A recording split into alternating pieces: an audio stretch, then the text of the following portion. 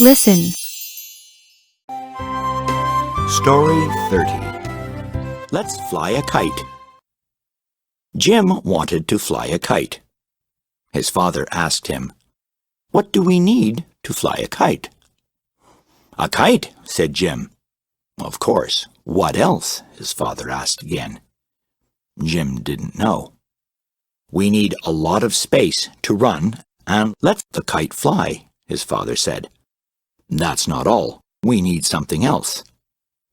"What is it then?" asked Jim. "We need wind. Lots of wind," his father said loudly. Come on, wind, blow! Read aloud.